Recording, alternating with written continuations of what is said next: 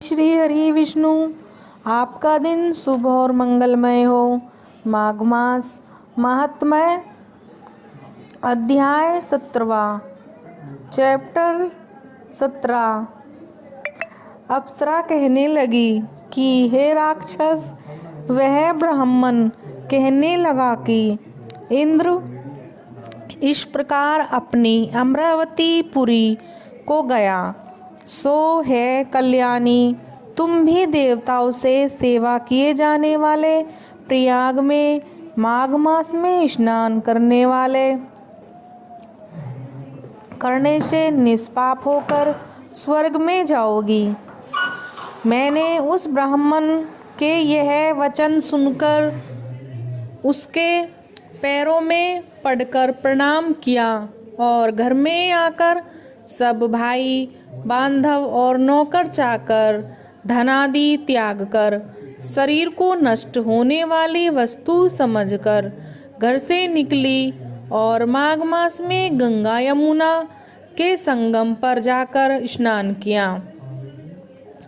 हे निशाचर, 3 दिन के स्नान से मेरे सब पाप नष्ट हो गए और 27 दिन के पुण्य से मैं देवता हो गई और पार्वती जी की सखी होकर सुख से निवास करती हूँ। इसलिए मैं प्रयाग के महात्म्य को याद करके सब देवताओं के सहित माघ में प्रयाग स्नान करती हूँ।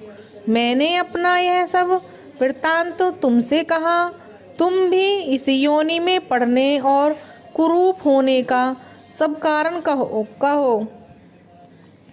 तुम्हारी दाढ़ी मूछें बहुत बड़ी बड़ी हो गई है और पार्वती गुफा में वास करते हो।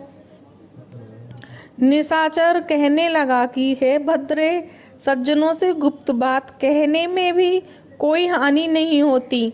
मुझको अब कोई संशय नहीं रहा, मेरा उद्धार तुमसे ही होगा।